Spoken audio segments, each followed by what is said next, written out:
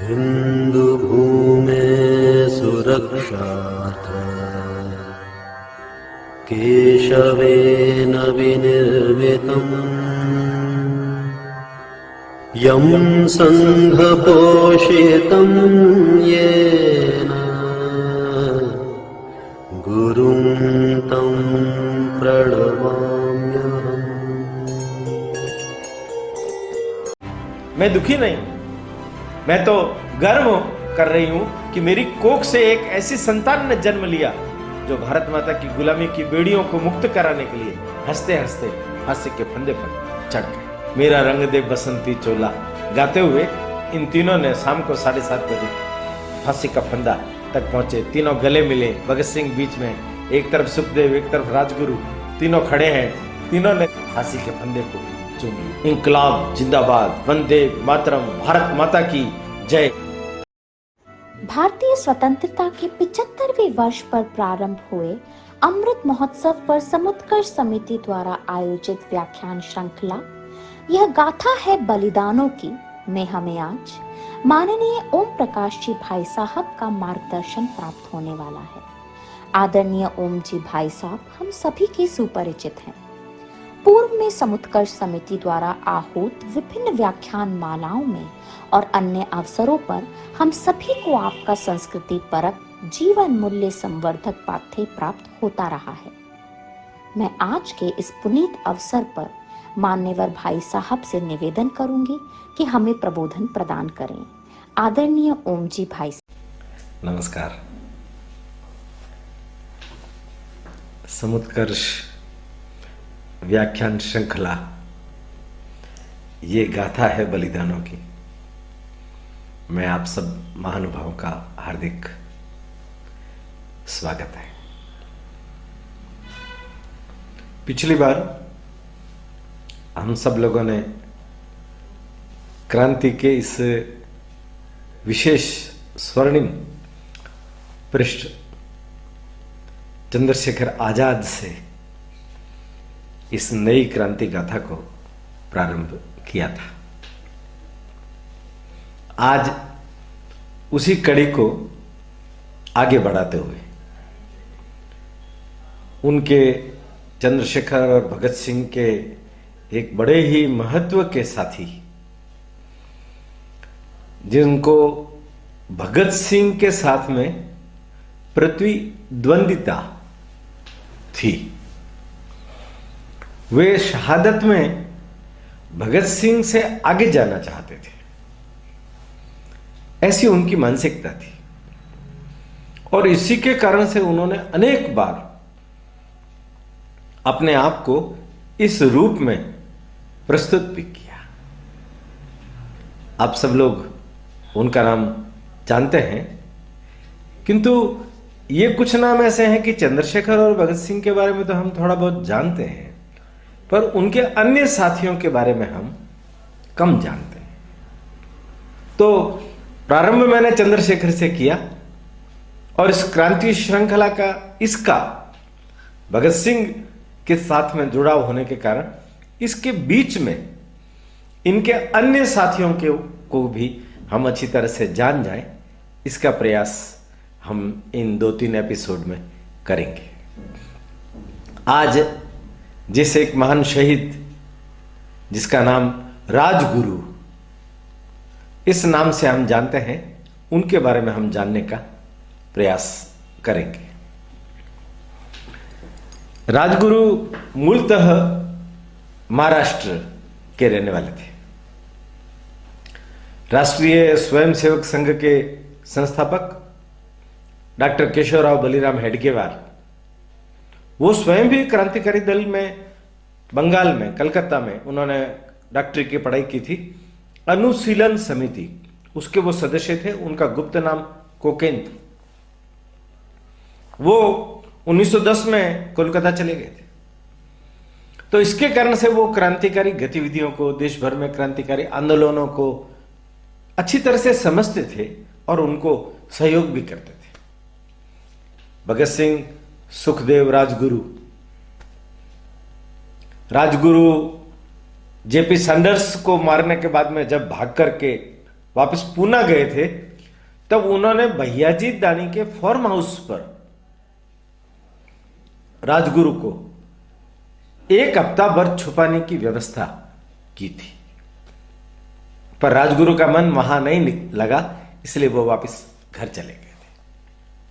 मैंने प्रारंभ में राष्ट्रीय स्वयंसेवक संघ के सरसंघ चालक केशवराव बलिराम हेडगेवार, मैंने डॉक्टर हेडगेवार का नाम इसलिए लिया कि उनके बारे में यूं तो क्रांतिकारी गतिविधियों के बारे में, उनके जीवन के बारे में, उनके सामाजिक जीवन के बारे में, राष्ट्रीय स्वयंसेवक संघ के बारे में एक अलग से एक एपिसोड लेने की व्यवस्था हम करेंगे।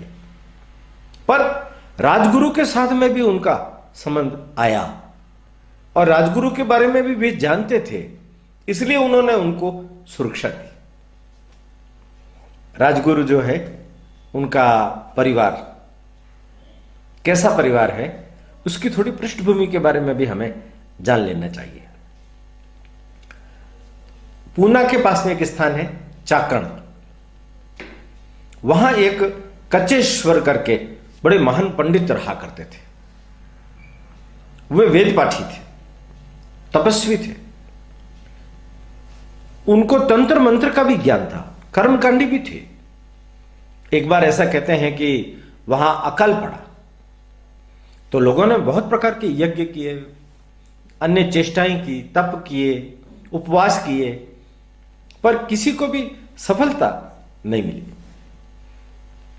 तो किसी ने, कुछ लोगों ने जाकर के कचेश्वर जी से कहा कि अकाल बड़ा गहरा है, बारिश बिल्कुल नहीं हो रही है, अगर आप कुछ उपक्रम कर सकें, मदद कर सकें तो बहुत बड़ा कल्याण होगा, परमार्थ होगा। तो कचेश्वर जी ने कहा कि ठीक है। उन्होंने सारी व्यवस्थाएं वगैरह जुटा करके और चाकण में एक बहुत बड़ा यज्ञ का आयोजन किया। कहते हैं कि 2 दिन के यज्ञ के पश्चात तीसरे दिन प्रातःकाल मूसलाधार बारिश हुई। कचेश्वर जी की प्रतिष्ठा सर्वत्र फैल गई। उनकी प्रसिद्धि का गंध पाकर, यह वो कालखंड है जब छत्रपति शिवाजी महाराज का स्वर्गवास हुआ ही था। छत्रपति शिवाजी महाराज के बाद उनके पुत्र संभाजी महाराज को भी गिरफ्तार करके मृत्युदंड दे दिया गया था। संभाजी महाराज के पुत्र साहूजी महाराज, साहूजी संभाजी भोंसले, ये उत्तराधिकारी हुए, पर पारिवारिक विवाद के कारण उनकी शिवाजी महाराज की दूसरी पत्नी के पुत्र राजाराम, उनकी जो पत्नी थी ताराबाई, वो अपने पुत्र के लिए राजगद्दी प्राप्त हो, इसके लिए प्रयास कर रही थी। साहूजी महाराज और ताराबाई के बीच में पारिवारिक विवाद होने के कारण साहूजी महाराज को प्रतिष्ठा नहीं मिल पा रही थी, तो किसी ने उनको कचेश्वर जी से मिलने का उपाय बताया। साहूजी महाराज स्वयं उनकी प्रसिद्धि सुन चुके थे। ये उनके पास गए और जाकर के अभिवादन किया और कहा कि आपके यज्ञ अनुष्ठान से देशवासियों को कितना बड़ा लाभ मिला और धरती तृप्त हो गई, अकाल दूर हो गया, लोगों को कृषि के माध्यम से अन्न प्राप्त हो गया। कचेश्वर जी ने हाथ जोड़ करके उनका अभिवादन किया और कहा, महाराज जी आप यहां पधारे हैं तो मेरा अभिनंदन करने के सिवाय भी आपके मन में कुछ और दुविधा होगी। किस कारण से आपके आने का यहां कष्ट आपने किया? उन्होंने अपना मनोरथ बताया कि आप तो जानते ही हैं कि ऐसी स्थिति बन गई है, अन्य सरदार लोग भी उनकी सहायता करने लगे हैं, ऐसी परिस्थिति में मैं क्या करूं? उनका कि राजनीति में तो उथल पुथल होती रहती है, आपको चिंता करने का कोई कारण नहीं है, आप जाइए, आपका मनोरथ सिद्ध होगा, आपका कार्य पूर्ण होगा, ऐसा मैं आशीर्वाद देता हूं। उनका आशीर्वाद लेकर के संभाजी राजे के पुत्र साहूजी राजे अपने स्थान पर गए और सारी समस्या का निराकरण हो गया और वो सुरक्षित रूप से राजगद्दी पर अधिष्ठित हो गए। इतना सब कुछ अनुकूल जब हुआ तो उन्होंने उनको बुलाया और कहा कि आप मेरे गुरु हैं और मेरी राजगद्दी में आप राजगुरु के रूप में प्रतिष्ठित होंगे।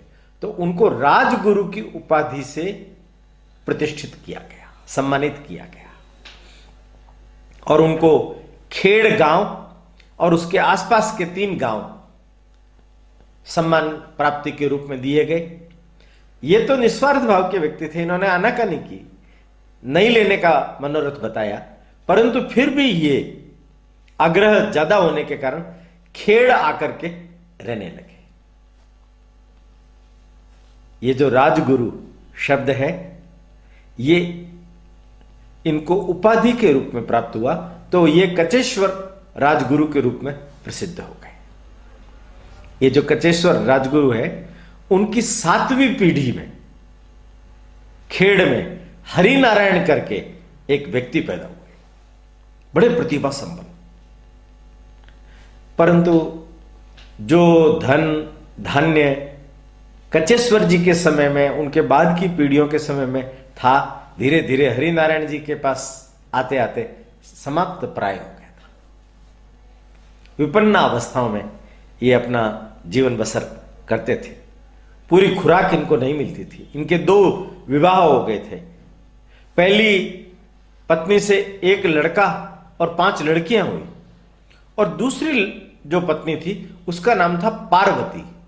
उनके दिनकर नाम का एक लड़का हो चुका था और दूसरे लड़के के लिए उस पार्वती ने शिव की आराधना की, तो हरिनारायण जी के घर में शिव स्वयं प्रकट हो गए। 24 अगस्त सोमवार का दिन, श्रावण का महीना, और 1908 के दिन साक्षात शिव पधारे, इसलिए उस बालक का नाम शिवराम रखा गया।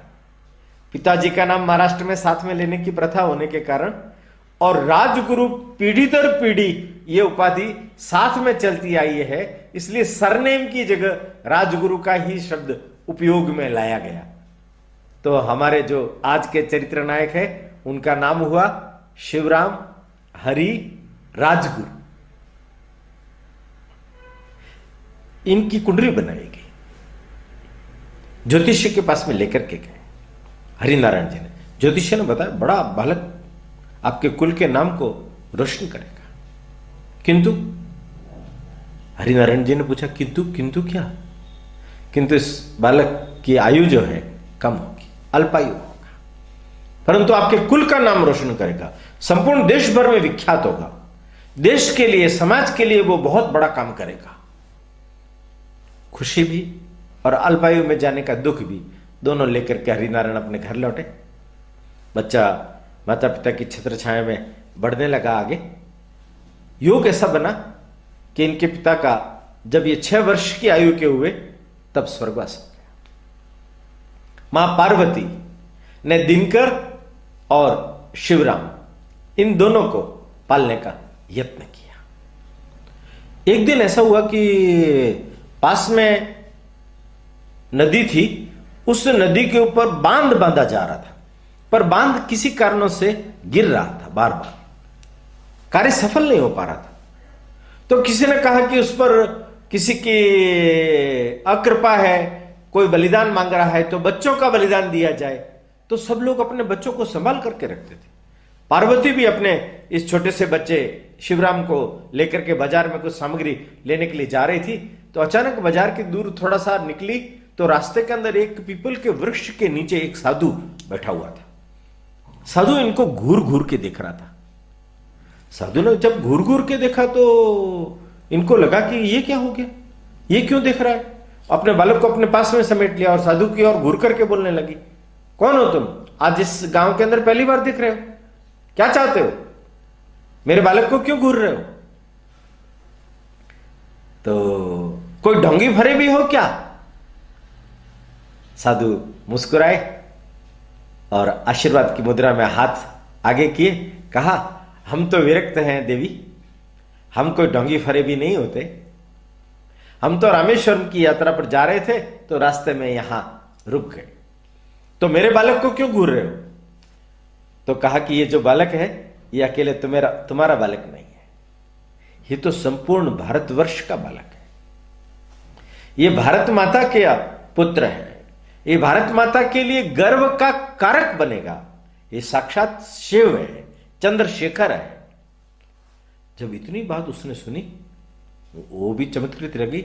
अपने पति से वो सुन चुकी थी कि बालक अल्पायु होगा, किंतु ये अपने कुल का नाम रोशन करेगा, देश के लिए काम करेगा। तो वो घर पर आकर के शिव को उस दिन से बापू साहेब कहकर के ही बुलाती थी। बापू साहेब स्कूल जाने लगे, पढ़ने लगे। जलियांवाला बाग कांड जब हुआ तो इनके स्कूल के कुछ टीचर्स, अध्यापक गण उस कांड के बारे में बात कर रहे थे। ये छोटी आयु में थे, उधर से निकले, 10 साल की उम्र का बालक। इनके कानों में भी वो बात पड़ी कि अंग्रेजों ने क्रूरतापूर्वक 2000 लोगों को मार दिया, भारत माता के ऊपर बहुत बड़ा हमला कर रखा है अंग्रेजों ने, वगैरह वगैरह ऐसी अनेक बातें उनके कान में पड़ी। पर ये बाल मन था, इनको बातें समझ में नहीं आई। इनको लगा ये भारत माता कौन है, ये अंग्रेजों ने उनके ऊपर क्यों अपना शासन बना रखा है, ये जलियांवाला बाग कांड में इतने लोग खड़े हुए, उनको गोलियों से क्यों निर्दोष लोगों को मार दिया गया। अनेक प्रश्न उनके मन में खड़े हुए। उनको ध्यान में आया, उनके गांव के अंदर एक पूर्व सैनिक वो रह रहे हैं, बुजुर्ग थे वो उनके पास गए और जाकर के तमाम प्रश्न उनके सामने रख दिए। वो पूर्व सैनिक होने के कारण 1857 के क्रांतिकारी समर के अंदर उन्होंने भाग लिया हुआ था, देशभक्त व्यक्ति थे। तो उन्होंने इनके प्रश्नों को बहुत बढ़िया तरीके से उत्तर दिया। उन्होंने कहा भारत माता हमारा देश है, जिसको हम भारत मां के रूप में पूजते हैं, उसको अंग्रेजों ने गुलाम कर लिया है, वो परतंत्रता की बेड़ियों में जकड़ी हुई है। जब तक युवक लोग आगे नहीं आएंगे तब तक भारत माता को परतंत्रता से मुक्त कौन करेगा। ये अंग्रेज अत्याचार इसलिए कर रहे हैं कि उनके खिलाफ कोई खड़ा नहीं होगा, सब डरते हैं। जिस दिन युवक खड़े हो जाएंगे उस दिन ठीक हो जाएगा सब। ये छोटा सा बच्चा मुट्ठी बांध करके उनके सामने ये कहता है, बाबा मैं बड़ा होकर के भारत माता की परतंत्रता की बेड़ियों से मुक्त करने के लिए अपने जीवन को दांव पर लगाऊंगा, मैं देश सेवा करूंगा। उत्साह में आकर के वो कहने लगे, वो भी मुस्कुराए, कहने लगे जरूर बेटा, तुम बड़े होकर के ये सब काम करना। बालक 14-15 साल का हो गया, परीक्षाएं सन्निकट थी। उनका जो बड़ा भाई दिनकर, वही उनके पिता के समान था। दिनकर उनको पूछने लगा, परीक्षा की तैयारी हो गई बापू साहेब? सब हो गई तैयारी। अरे सब तो हो गई, तुम अंग्रेजी भी कुछ पढ़ रहे हो कि नहीं? तो बापू साहब ने साफ कह दिया, अंग्रेजी में किसी भी हालत में नहीं पढ़ूंगा। क्यों? मैं अंग्रेज परस्त नहीं बनना चाहता। तो तुम्हें कोई नौकरी देगा ही नहीं। नौकरी किसको करनी है? मुझे नौकरी करनी ही नहीं है। दिनकर को गुस्सा आ गया, तुम अगर अंग्रेजी नहीं पढ़ोगे, ठीक ढंग से पढ़ाई नहीं करोगे, नौकरी नहीं करोगे, तो तुम्हें मेरे घर में रहने का कोई अधिकार नहीं है, निकल जाओ अभी बाहर। अंधा क्या चाहे, 2 आंखें। ये बालक निश्चय कर लिया। 1925 में एक दिन दोपहर शाम को 5 बजे, उसी समय इसने घर छोड़ दिया, चला गया नासिक। कुछ समय वहां रहा। वहां से इसको मालूम पड़ा वेद उपनिषद उनकी पढ़ाई करनी है तो संस्कृत, और संस्कृत की पढ़ाई करनी है तो तुम्हें काशी जाना पड़ेगा। तो ये महाशय काशी पहुंच गए। काशी में ये भटक रहे थे, कोई एक आश्रम मिल गया, साधु मिल गए, उनको रखा, वहां से पढ़ने की इनकी व्यवस्था कर दी। अहिल्याबाई आश्रम, वहां ये रहने लगे। वहां कोई एक साधु आया, व्यक्ति आया, उन्होंने सोचा कि ये लड़का अच्छा है, इसको मेरे घर पर मैं रख सकता हूं काम के लिए। तो उन्होंने उसके मन को ताड़ लिया। ये गोचरी करने के लिए जब जाते थे तो उसके स्वाभिमान को ठेस पहुंचती थी। इसको लगता था कि मैं मांग मांग करके भिक्षा से पेट नहीं भरना चाहता। वो अपने घर ले गए, अपने घर रखे, उससे काम करवाने लगे। धीरे धीरे इनको लगा कि ये भी स्वार्थी व्यक्ति है, तो उन्होंने उनका घर भी छोड़ दिया। बाद में कोई एक अच्छा आश्रम उनको मिल गया। उस आश्रम में वो रह करके उन्होंने अपनी परीक्षा उत्तीर्ण की, संस्कृत में वो उत्तीर्ण हुए। धीरे धीरे उनका पास के एक अखाड़ा था, उसमें जाने की प्रवृत्ति पैदा हुई। मल्ल विद्या सीखने लगे, वहां वो लाठी सीखने लगे।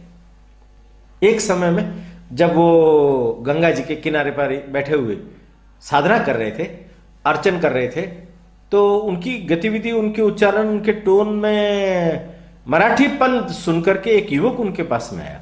उसने मराठी में पूछा कि तुम कौन हो?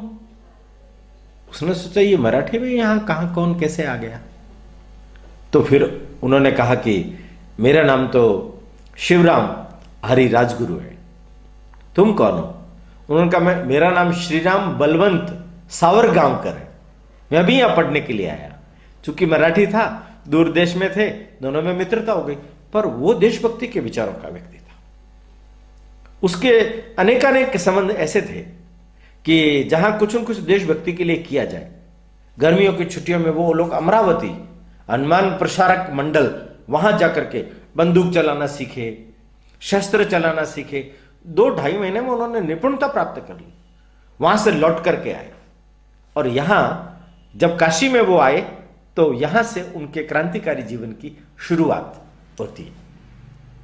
वहां क्या हुआ कि वो भीड़ लगी हुई थी, वो जा रहे थे, उन्होंने देखा एक अंग्रेज किसी एक दुबले पतले व्यक्ति को पीट रहा है, घूंसे मार रहा है।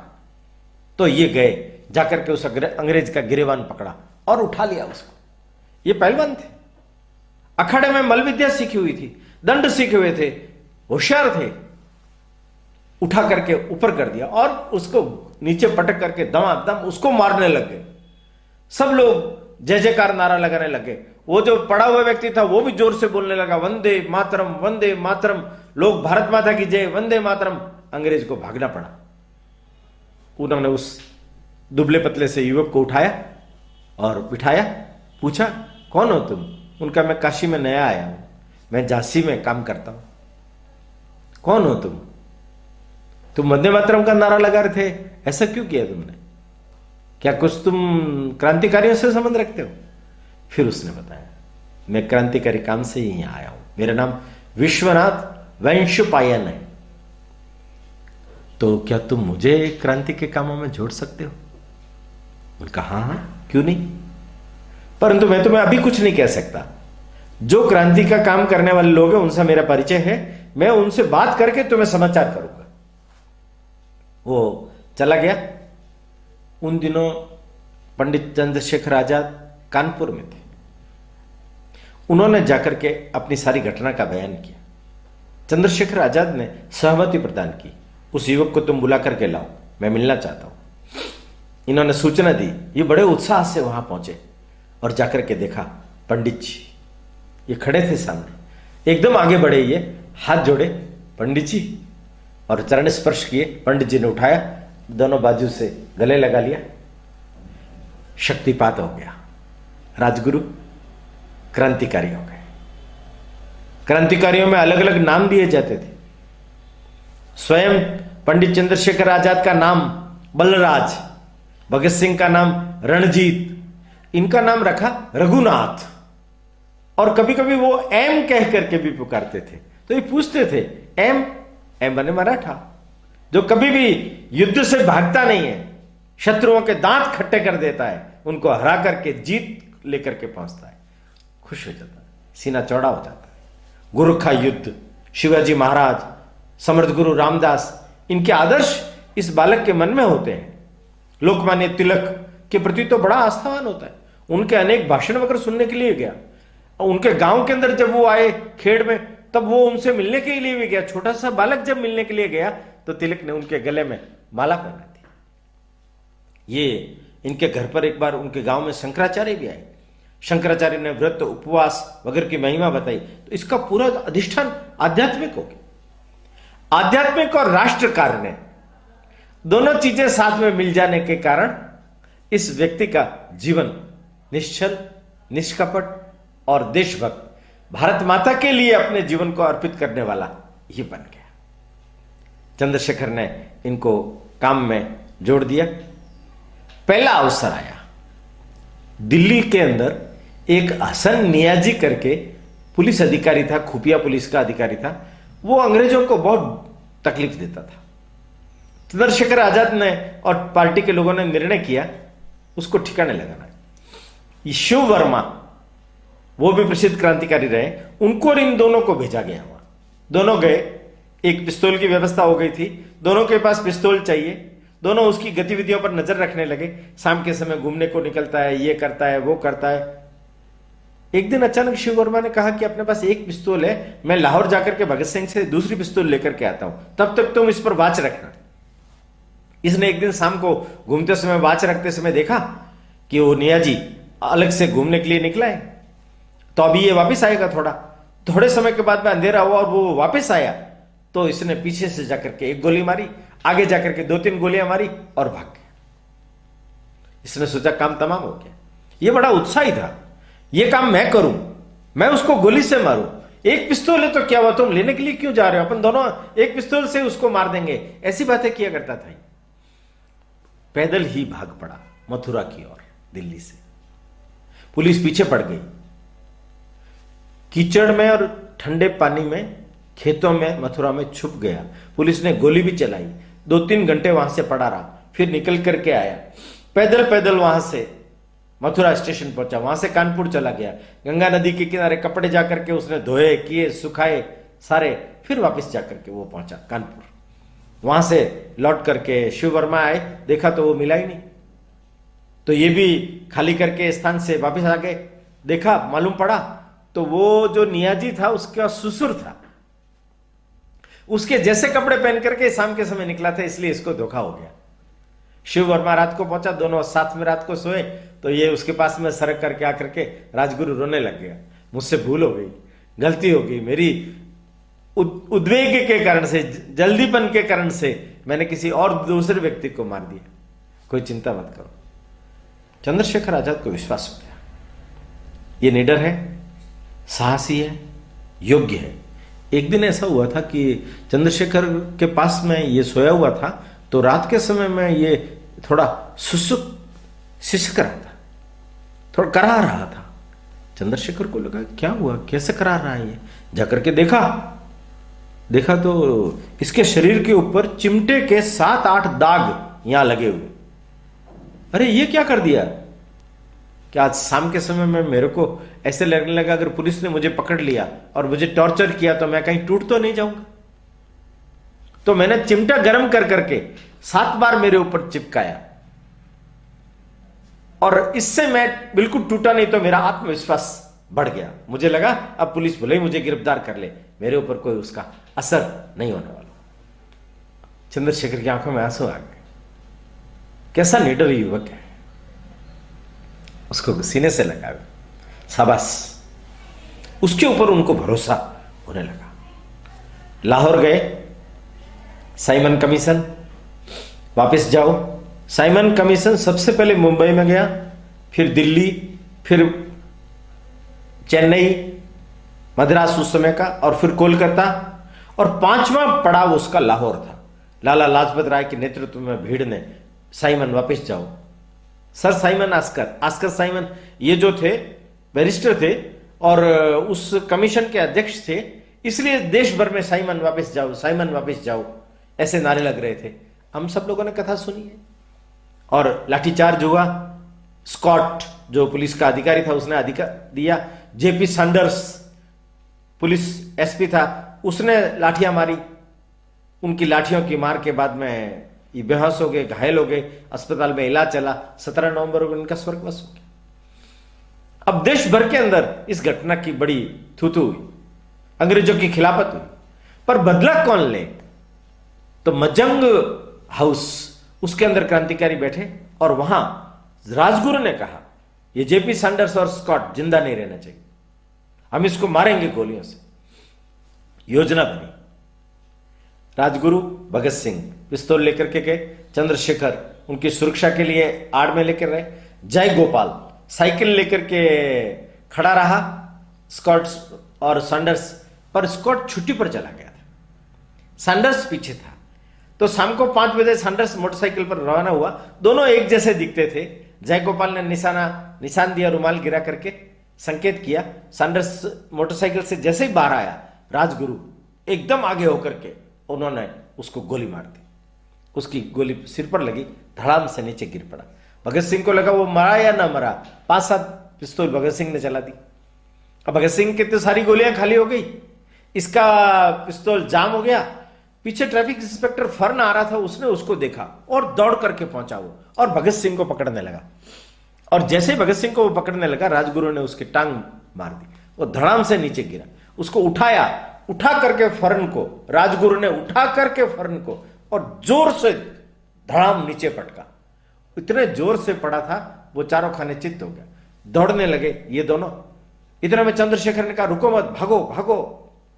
पीछे 2-3 अपने यहां के हिंदुस्तानी पुलिस कांस्टेबल वो भागने लगे। चानन सिंह करके था, तो चंद्रशेखर ने उसको भागने से इनकार किया, मत भाग, क्यों जान खतरे में डाल रहा है।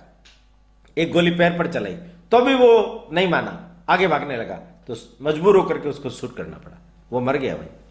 ये लोग बच करके आए, आकर के बैठे, राजगुरु उदास, क्या हुआ, एक निर्दोष व्यक्ति मर गया, उसके बाल बच्चों का क्या होगा।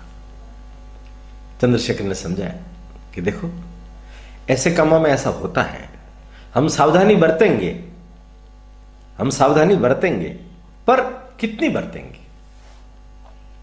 चंद्रशेखर को मालूम था, एक बार पहले एक साधुओं के दल के पास हीरा था, उसको चुराने के लिए ये लोग गए, सफल नहीं हुए, तो राजगुरु ने कहा क्या करें। तो चंद्रशेखर ने कहा कि 2-3 को निपटाना पड़ेगा।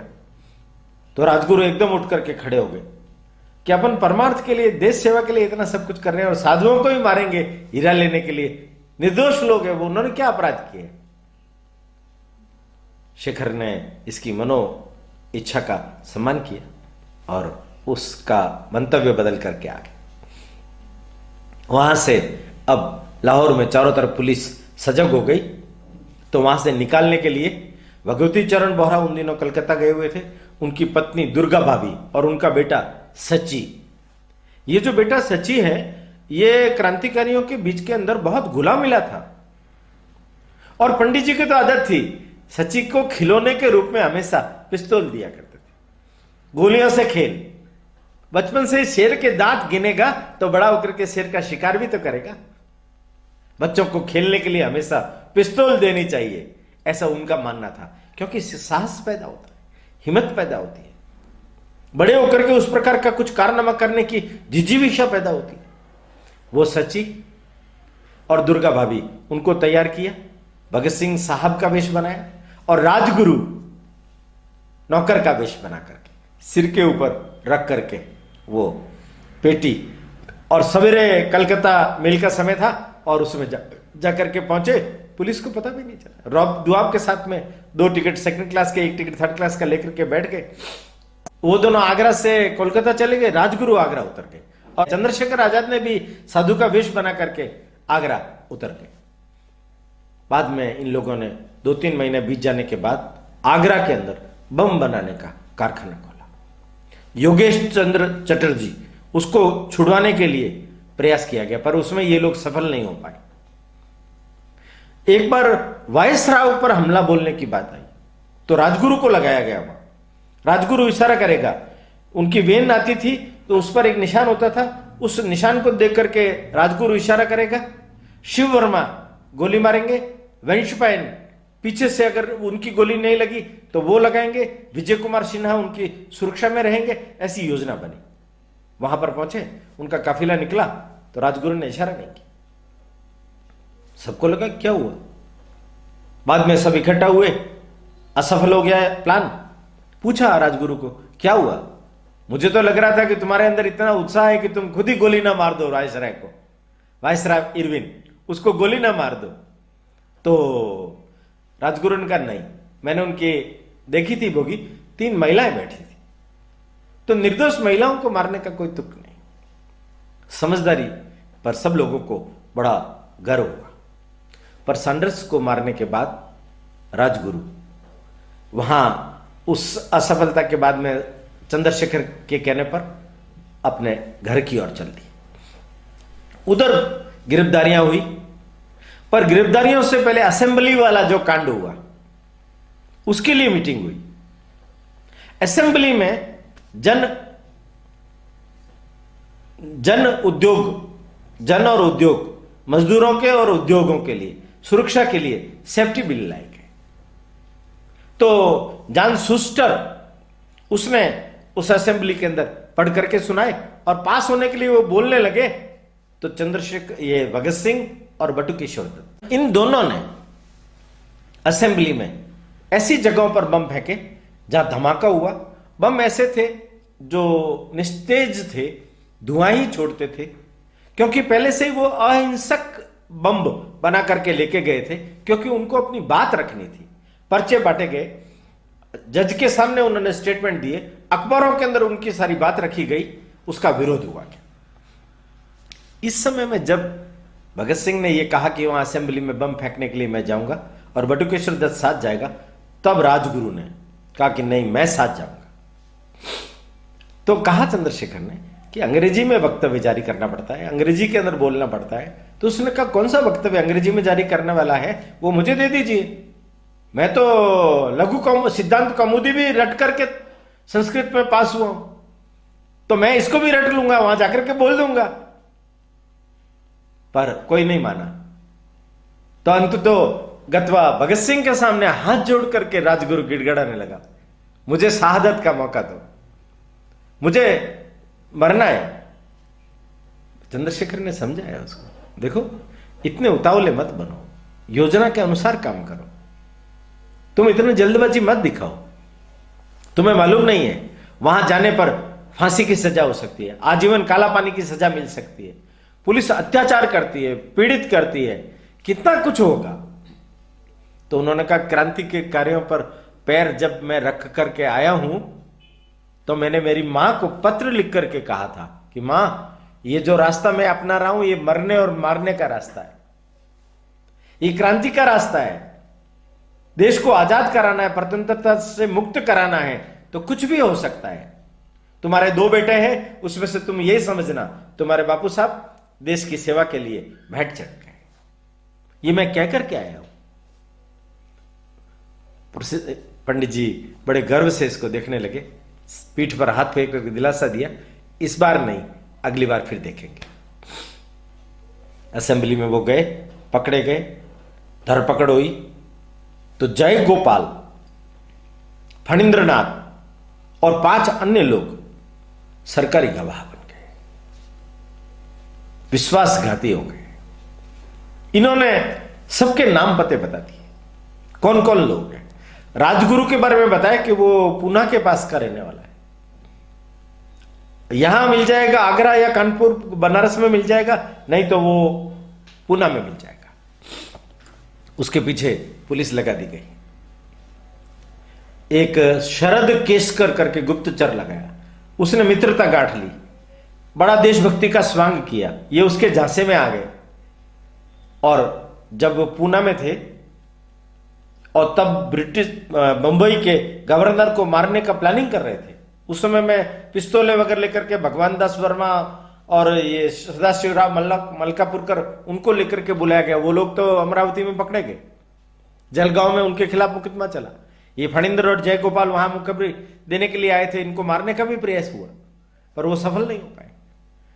पर ये लोग अपने घर के अंदर जब थे तो ये सावरगांवकर और ये दोनों दूसरे दिन सवेरे 3 बजे इनके घर पर 29 सितंबर 1929 को इनको पकड़ा गया। पकड़ करके लाहौर जेल के अंदर लाया गया, बोरस्टन जेल के अंदर इनको रखा गया। चल रहे थे मुकदमे अलग अलग, बड़े मजेदार कारनामे थे। जोश खरोश के साथ सरफरोशी की तमन्ना अब हमारे दिल में है, मेरा रंग दे बसंती चोला, पूरे जेल के वायुमंडल को देशभक्ति से परिपूर्ण कर दिया। अनशन किया लंबा, यतीन्द्रनाथ दास 63 दिन के अनशन के बाद में उनका प्राणांत हो गया। भगत सिंह ने 102 दिन का उपवास किया। राजगुरु ने भी बोस्टन जेल में किया। 13 दिन के बाद उसकी हालत बिगड़ गई, जबरदस्ती उसको दूध पिलाया जाने लगा। उसने ताकत लगाई, छुड़ाने की कोशिश की, फेफड़ों में चला गया दूध, निमोनिया हो गया, बीमार पड़ गया, ये मर जाएगा जेल के अंदर, थू हो जाएगी। अंग्रेज अधिकारियों ने भगत सिंह और सुखदेव को भेजा वहां, उन्होंने उनको मनाया पर वो उन्होंने नहीं माना। तो फिर इरविन ने घोषणा की कि जो इनकी मांगे हैं वो पूरी की जाए। और मांगे जब पूरी की गई तो सब खुश हो गए। तब भगत सिंह ने कहा, सबसे पहले तुम्हें मैं दूध पिलाऊंगा, और तुम इतनी जल्दी क्यों कर रहे हो? उसने एक छोटी सी चिट के ऊपर लिख करके दिया था, सफलता। सफलता, मैं सफल हूं, मैं तुमसे पहले अपनी शहादत दूंगा, मैं तुमसे आगे जाऊंगा। तो भगत सिंह ने मजाक में उससे पूछा, सारे लोग खड़े थे क्रांतिकारी, कि भाई तुम मेरे से पहले क्यों जाना चाहते हो? तो राजगुरु ने जो उत्तर दिया, सब ठाका मार करके हंस पड़े। देखो, मैं तुम्हारा नौकर हूं ना, नौकर को पहले जाना चाहिए, वहां तुम्हारे लिए बंगला बुक करना चाहिए, वहां की साफ सफाई करके साहब आपके आने से पहले तैयार रखना चाहिए ना, इसलिए मैं पहले जाना चाहता हूं। देखिए आप, फांसी का फंदा सामने, पुलिस बर्बर अत्याचार कर रही है, बर्फ की सिलाओं पर उल्टा लिटा करके पीट रही है, मार रही है। ये टूट नहीं रहे, ये झुक नहीं रहे। इनकी दिलेरी देखिए, इनकी बहादुरी देखिए, इनका साहस देखिए, कितना अद्भुत है। ऐसे समय में ये लोग ठाका मार करके हंस रहे हैं। सरफरोशी की तमन्ना अब हमारे दिल में है, देखना है जोर कितना बाजुए कातिल में है। कातिल को चुनौती दे रहे हैं, अंग्रेजों को चुनौती दे रहे हैं। अंग्रेज घबरा रहे हैं, अंग्रेज घबरा रहे हैं।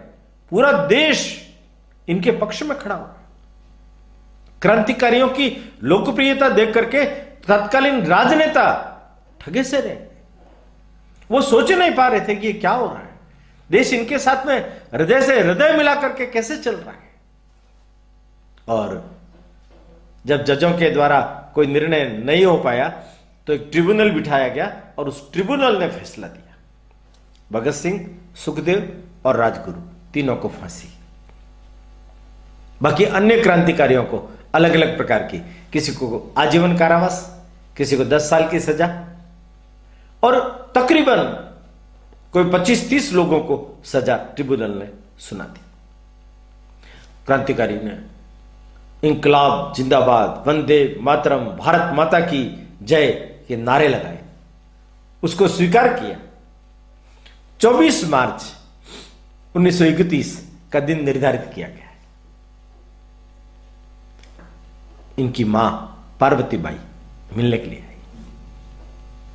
मां की आंखों में से आंसू आने लगे तो इसने कहा, मां, मुझे गर्व है कि मैं तुम्हारी कोख से पैदा हुआ, मैं डरता नहीं हूं मां, मेरे अंदर साहस है, मैं दृढ़ रहूंगा, अंतिम समय तक अडिग रहूंगा, फांसी का फंदा हंसते हंसते चूमूंगा। मां के मन में थोड़ी सी कमजोरी, पर मां ने भी दिलासा दिया, बेटा तुम तो बापू साहेब हो, तुम्हारा तो जन्म इसी काम के लिए हुआ है, मैं दुखी नहीं हूं, मैं तो गर्व कर रही हूं कि मेरी कोख से एक ऐसी संतान ने जन्म लिया जो भारत माता की गुलामी की बेड़ियों को मुक्त कराने के लिए हंसते हंसते फांसी के फंदे पर चढ़ गया। मैं तो यही चाहूंगी, बार बार तू मेरी कोख से पैदा हो बेटा, अडिग रहना अपने ध्येय पर, अपने लक्ष्य पर। मां के चरण स्पर्श किए और हाथ जोड़ के प्रार्थना की, मां तू चिंता मत कर, मैं जा जरूर रहा हूं, मैं फिर आऊंगा, बार बार आऊंगा, जब तक आऊंगा तब तक मेरी बड़ी मां, भारत मां आजाद नहीं हो जाती। पार्वती बाई दिनकर लौट गए। इनके फांसी का जो दिन था उससे एक दिन पहले, बवेला नाम मच जाए ये ना हो, तो उन्होंने 23 मार्च की शाम को 7:30 बजे इन लोगों को फांसी दे दी। फांसी से पहले इनको सुबह बता दिया गया था कि आज आपको फांसी होगी। खुश हो गई। जेलर आया, तुम्हारी, जेलर से इन्होंने कहा, हमारी अंतिम इच्छा नहीं पूछोगे क्या? वो मैं पूछने ही वाला था, तो पूछो ना, बताइए क्या अंतिम इच्छा है? हमारी अंतिम इच्छा 2 है, एक तो बेड़ियां हथकड़ियां ये खोल दो, ये नहीं चाहिए, और सिर के ऊपर काला स्कार्फ जो बांधा जाता है, टोपा, वो नहीं डालना। हम खुद चल करके फांसी के फंदे को खुद अपने गले में डालेंगे। मेरा रंग दे बसंती चोला गाते हुए इन तीनों ने शाम को 7:30 बजे फांसी का फंदा तक पहुंचे। तीनों गले मिले, भगत सिंह बीच में, एक तरफ सुखदेव, एक तरफ राजगुरु, तीनों खड़े हैं। तीनों ने 23 मार्च 1931 शाम को 7:31 पर फांसी के फंदे को चूम लिया। जज ने इशारा किया, जल्लाद ने चक्र घुमाया, लाशें झूम गई। जनता के डर से लाशों को उसी समय ले जा करके फिरोजपुर के पास, जिसको हुसैनी वाला कहते हैं, केसरे हिंद पुल के पास में इनको जबरदस्ती बोरों में, टायरों में, उधर उसमें भर करके ले गए, वहां जला दिया गया। लोगों को जब मालूम पड़ा, भीड़ बाहर खड़ी थी, एक दिन पहले मिलने के लिए आई थी, किसी ने बताया कि उनको तो जला दिया, तो वो सब वहां गए। पुलिस वहां से डर करके भाग गई। इनकी अर्ध जली लाशों को व्यवस्थित तरीके से लकड़ी के आसन दे करके, जला करके शमशान के अंदर उनको वहां जलाया गया। 23 मार्च का दिन इन तीनों ने अमर कर दिया। उस समय का एक अखबार है, वो अखबार जो इन तीनों की शहादत के बारे में जो चीज लिखता है, वो पढ़ा करके मैं अपनी बात पूरी करूंगा। वो आप सुनिए, बहुत ही महत्वपूर्ण बात उन्होंने लिखी है। उर्दू का प्रसिद्ध अखबार है पयाम। वो लिखता है, भगत सिंह, राजगुरु, सुखदेव को फांसी दे दी गई। सिर्फ 3 जाने गई है, लेकिन उन्हें 23 करोड़ हिंदुस्तानी प्यार करते थे। उनका खून करके ब्रितानवी हुकूमत ने सारे हिंदुस्तान की मर्दानगी को ललकारा है। अगर हिंदुस्तान इस चुनौती को स्वीकार करता है तो इंग्लैंड का भविष्य अंधेरे में भर जाएगा। अगर वो इसे अस्वीकार करता है तो उसे अपने भविष्य से हाथ धोना पड़ेगा। शहीदों ने शहादत का जो अनोखा रास्ता दिखाया, हमें उस पर चलना चाहिए। इंग्लैंड ने पूरे हिंदुस्तान की इबादत को ठुकरा दिया। इसका जवाब शिशकियों और अशकों से नहीं दिया जा सकता, क्योंकि ये कमजोरी के हथियार है। ब्रितानवी हुकूमत दया, उदारता, इंसानियत नहीं है, वो शैतानी हुकूमत है जो सिर्फ जोर के आगे झुकती है। तुम में ताकत है, उसका सही इस्तेमाल करो। ब्रितानवी हुकूमत तिजारत और इल्म का बहिष्कार करो, क्योंकि उन्होंने हिंदुस्तान की आजादी के लिए अपनी जानें दे दी है। पूरे आजाद पर्शिया का खून एक अंग्रेज के खून की कीमत से नहीं चुका सकता। तब गुलाम भारत के फर्जंद बेटों, जिन पर पुलिस अफसर के खून का इल्जाम था, कि खून को कैसे मुआफ किया जा सकता है। लेकिन अगर एक आम आदमी या आम अंग्रेज की जान कीमती है, तो क्या हिंदुस्तान भगत सिंह, राजगुरु, सुखदेव की कीमत को कम समझता है, जिसका अंग अंग देशभक्ति और पाक की शहादत से भरा हुआ है। ब्रिटानिया को इसका जवाब काम करके दो, अल्फाजों से नहीं। हिंदुस्तान इन शहीदों को पूरे ब्रिटानिया से ऊपर समझता है। यदि हम हमारे हजारों लाखों अंग्रेजों को मार गिराएं तो भी हम पूरा बदला नहीं चुका सकते। यह बदला तभी पूरा होगा जब हिंदुस्तान आजाद होगा, तभी ब्रिटानिया की शान मिट्टी में मिलेगी। भगत सिंह, राजगुरु, सुखदेव, अंग्रेज खुश है, उन्होंने तुम्हारा खून कर दिया, परंतु वे गलती पर है। उन्होंने तुम्हारा खून नहीं किया, उन्होंने अपने ही भविष्य में छुरा घोंपा है। तुम जिंदा हो और हमेशा जिंदा रहो। उस समय के सारे अखबारों ने भगत सिंह, सुखदेव, राजगुरु, उसके उस बलिदान को सराहा है। देश की युवा पीढ़ी ने उससे प्रेरणा ली है। पूरा देश जाग गया है। और मैं तो यहां तक कहूंगा, देश को आजाद कराने के लिए जो प्रयास हो रहे थे, उन प्रयासों का ये एक बहुत बड़ा माइलस्टोन है। 1 महीना भर पहले चंद्रशेखर आजाद ने स्वयं जीते जी पिस्तौल कनपट्टी पर लगा करके अपनी शहादत दी थी, बलिदान दिया था। और उसके 1 महीने भर बाद में इन 3 महापुरुषों ने अपने जीवन को फांसी के फंदे पर हंसते हंसते चूम करके अपने आप की आहुति दी है। यह अनूठी है, प्रेरणीय है। हम सब लोग उन तीनों महापुरुषों को अपनी श्रद्धांजलि अर्पित करें। आज इतनी ही बात कह करके राजगुरु की कहानी को मैं पूर्ण करता हूं। धन्यवाद। समुत्कर्ष समिति से जुड़ी सभी जानकारियां प्राप्त करने के लिए हमारे YouTube चैनल समुत्कर्ष समिति को अवश्य सब्सक्राइब करें। आप सभी का समुत्कर्ष समिति के प्रति यही स्नेह और आत्मीय भाव बना रहे। धन्यवाद।